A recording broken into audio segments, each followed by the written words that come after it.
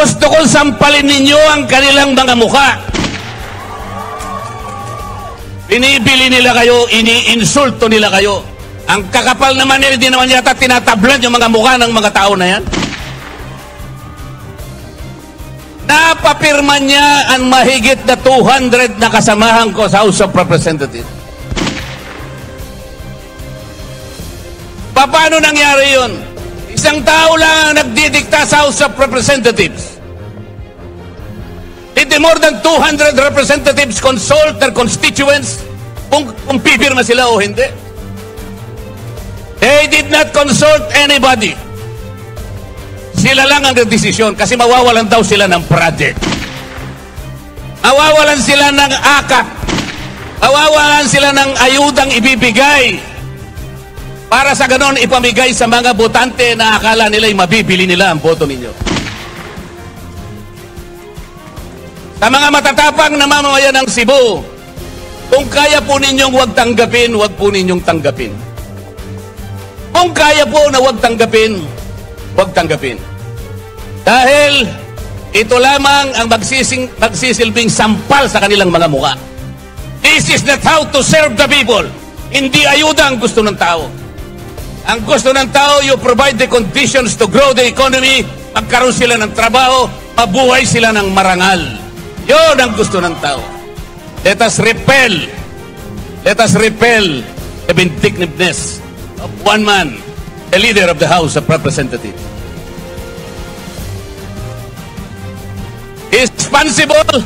Is responsible in weakening our institutions. Kinuha nila yung pera ng PDAP. Kinuha nila yung pera ng PDIC.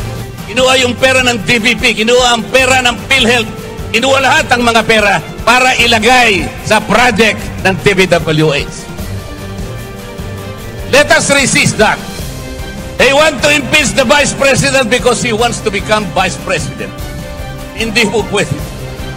It cannot be done. It cannot be done. Yung lahat na nandito ngayon ay matatapang. Yes. Kasi po, sa House of Representatives, unti na lang po yung matatapang doon. Kaya sana gusto ko silang imbitahin lahat dito para tumapang naman sila. Para ipagtanggol nila ang karapatan ng bawat isang mamamayang Pilipino. Tingnan po ninyo ang nangyari sa akin. Pati hopya po na kinakain ko, inaagaw na nila sa akin. Napakawalang hiya nila. Puro salbahe. Wala naman ginawang masama. Sinasabi ko lamang sa kanila, mali po ang ginagawa ninyo. Ito po ang dapat nating gawin. Ito ang dapat nating ayusin sapagkat ito ang nasa ating rules and regulations. Ayaw naman po nilang makipagdebate. Hindi naman sila siguro mananalo sa debate. Ginugulo na lamang nila ako. Puro panggugulo.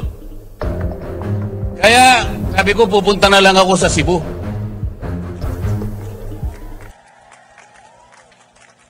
Mas gusto ko pang kausap ang mga tunay na tao na nandito ngayon. Sapagkat sila, alam nila ang problema ng ating bansa ngayon. Ang presyo po ng bilihin ngayon, lalong-lalo na po ang pagkain, masyado na pong mataas. Kawawa na po ang ating mga kababayan, lalo na po yung nasa panig ng mahihirap. Hindi po nakikita ngayon ang problema na yan. Kaya lalong lumubha ang kahirapan sa ating bansa dahil sa korupsyon. Lubog na nang humirap ang ating buhay. Tingnan po ninyo, halos 30% po ng pera ng bayan ay napupunta lang sa korupsyon. Ano po ang epekto nun? Pati education nagsasuffer. Pati public health nagsasuffer.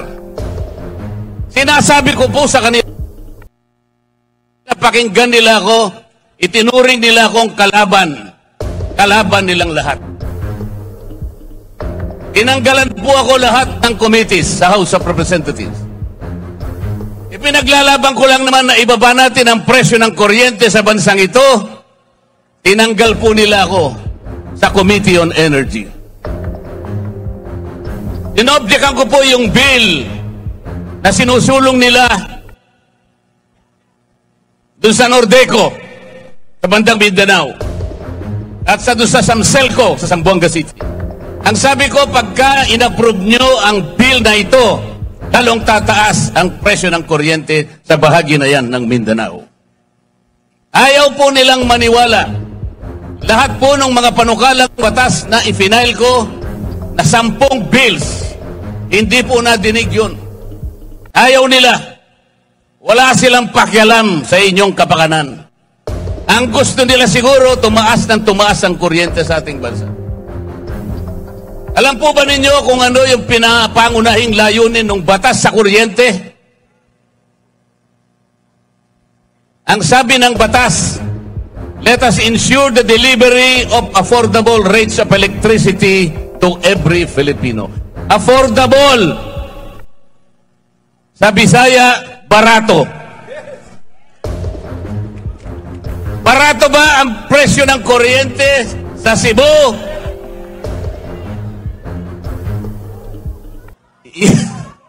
Yung batas ng kuryente nagawa 24 years ago, 2001. The underlying objective is to bring down the prices of electricity in this country. It did not happen after 24 years. Bakit pa tayo gumawa ng batas kung yung pinakalayunin hindi naman natutupad? Tayo na po ngayon ang pinakamataas ang kuryente sa buong Asia. Yan po ang totoo. Kaya humirap na ng humirap ang ating buhay. Ako dahil ako'y nakikipaglaban sa karapatan at sa katwiran, wala na po akong committee ngayon. Pati po yung aking mga allowances, tinanggal na rin po. Pati po yung aking membership sa Commission on Appointments, tinanggal na rin po. Pati po yung mga pinadadaan sa akin na pantulong sa mga may sakit, yung mga pondo namin sa ospital, biglang finraise po lahat. Gusto nilang parusahan si Dante Marcoleta. Hindi po ako ang napaparusahan, yung kababayan po nating may sakit na gusto nating tulungan. Ganito na po ang nangyayari sa House of Representatives.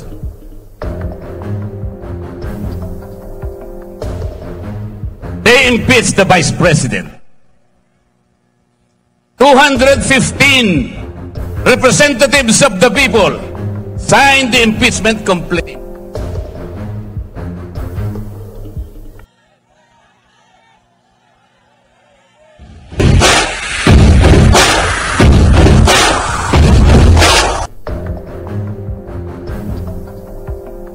Walang basihan ang impeachment complaint. There is no basis for that. Tinangka nilang usisain yung confidential funds daw ng Vice President. I asked them, okay, kung gusto ninyong umpisahan ang pag-iimbestiga ng confidential funds, bakit ito lamang opisina ng Vice President i-imbestiga ninyo? There are more than 400 offices and agencies of government which are recipients of confidential funds. And they too were notified by the Commission on Audit to submit some kind of requirements. I asked them, ipaliwanag nyo nga bakit in-isolate nyo? Why did you only target the office of the Vice President? Why? Wala po silang sinasagot sa akin. Ayaw nilang sumagot because they cannot explain. Then I told them, bakit kayo ang nag-o-audit? Tayo na ba ngayon ang Commission on Audit? Ayaw nilang sumagot. I told them, the last time I checked, there is only one office tasked by the Constitution to perform audit and investigation of the expenditures of public funds. Only the Commission on Audit. Nothing more and nothing less. Sabi ko sa COA, Mr. COA ayaw sumagot ng mga kasama kong magagaling. They cannot probably explain why they usurp your responsibility. Kayo ang sumagot. Bakit ninyo sinurrender ang inyong tungkulin dito sa komisyon, dito sa komite na kung tawagin ay Committee on Good Government? Actually, Committee on Bad Government yun eh. Sabi ko sa COA, meron pa bang opisina bukod sa inyo ang binigyan ng karapatang mag-audit? Ang sagot ng COA, wala na po. Ibig nyo sabihin, exclusive kayo dito? Opo. Eh bakit ninyo binigay sa House of Representatives ang tungkulin ninyo? Yung audit po, nag-uumpisa lang mag-audit. Initial findings pa lang. Wala pang conclusion. There is no finality of judgment. Everything else is questionable. Everything else is assailable and appealable. Pero kinuha ng House of Representatives. Paano nangyari ito? Ayaw po nilang sumagot. Isang tao lang ang nagdidikta sa House of Representatives. Napapirma niya ang mahigit na 200 na kasamahan ko sa House of Representatives. Paano nangyari yun? Did the more than 200 representatives consult their constituents kung pipirma sila o hindi? They did not consult anybody. Sila lang ang nagdesisyon kasi mawawalan daw sila ng project. Mawawalan sila ng akap. Mawawalan sila ng ayudang ibibigay. Para sa ganon, ipamigay sa mga botante na akala nila'y mabibili nila ang boto ninyo. Sa mga matatapang na mamamayan ng Cebu, kung kaya po ninyong huwag tanggapin, huwag po ninyong tanggapin. Kung kaya po na huwag tanggapin, huwag tanggapin. Dahil ito lamang ang magsisilbing sampal sa kanilang mga mukha. Gusto kong sampalin ninyo ang kanilang mga mukha. Binibili nila kayo, iniinsulto nila kayo. This is not how to serve the people. Hindi ayuda ang gusto ng tao. Ang gusto ng tao, you provide the conditions to grow the economy, magkaroon sila ng trabaho, mabuhay sila ng marangal. Yun ang gusto ng tao. Yun ang gusto ng tao. About a month ago, a group of people converged in Luneta and elsewhere in the parts of this country, generating more than 4 million people in that peace rally. That was 1 month ago. Alam po ninyo yan. Ang pakiusap ng grupo na yon, magkaisa ang Pilipino, magkaroon ng kapayapaan para harapin natin ang malalaking hamon at problema ng ating bansa. Ipinakiusap sa rally na yon, huwag tayong mag-awak-kawatak-watak. Huwag na po nating ituloy ang impeachment sapagkat ito ang simula ng pagkakawatak-watak ng Pilipino. It was a peaceful rally. Nakiusap ang mahigit na 4 na milyong Pilipino. Ito lamang ang paraan para sumulong ang ating bansa. Hindi pinakinggan ang boses ng ganong kalaking bilang ng mga tao. The Speaker of the House of Representatives defied the voice of the people. Vox Populi, Vox Dei. The voice of the people is the voice of God. Salus Populi est suprema lex. The welfare of the people is the supreme law. Mga kababayan, ang laki po ng papasalamat ko sa gabing ito sa inyo. Nakatagpo ko ang mga matatapang.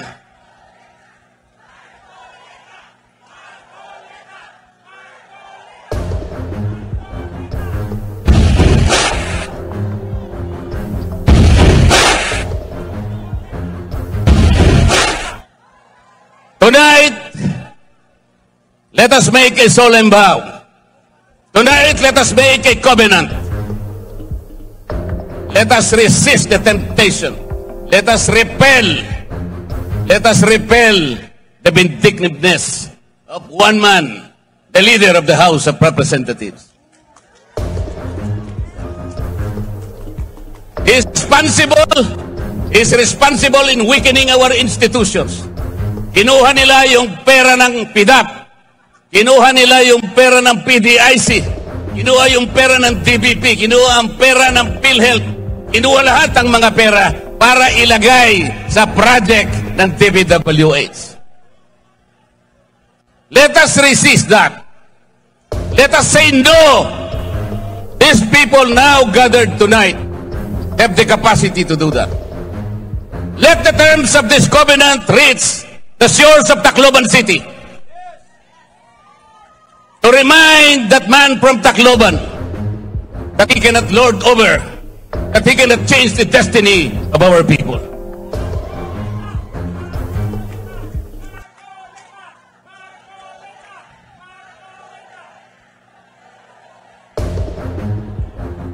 They want to impeach the Vice President because he wants to become Vice President. Hindi po pwede. It cannot be done. It cannot be done. They invented the Quadcom because they want to prosecute the former President. Hindi siya para inquiry in aid of legislation. Wala pong legislation na matino ang ginawa ang Quadcom. For more than 13 hearings, makita po ninyo yung ginawa nilang panukalang batas. Kahit na grade 5 student, pagtatawanan yung ginawang batas. Because it was not really intended to enact laws or to supplement in making laws. It was principally designed to prosecute and persecute the former president. Ganito po ang gusto nilang gawin sa ating bansa. Kapag wala pong tumayo, kaya po kami nandito ngayon. Sinabi na po nung tagapagsalita kanina, meron pong alternative. Meron pong 9 na senatorial balls ang PDP laban. Iboto nyo po silang lahat. You need people in the Senate to frustrate the impeachment. Kapag ka po hindi kami nakarating doon, they will find the Vice President guilty. Ganun po ang mangyayari. It's a numbers game. Kaya po nakikiusap kami. Please send us to the next Congress. And we will fight for you. We will fight whatever it takes. Para sa inyo po.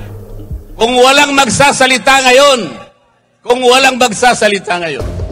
our country will go to the dogs. Yun po ang mangyayari. Pasensya na po kayo kung medyo masakit po ang sinasabi ko.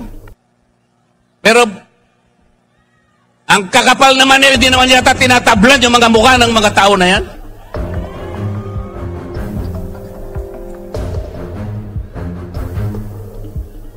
Tulungan niyo po kami. At bago ako magtapos, meron po akong ibubulong sa inyong lahat. Gikan sa akong kasing-kasing, gihigugma ko kamong tanan.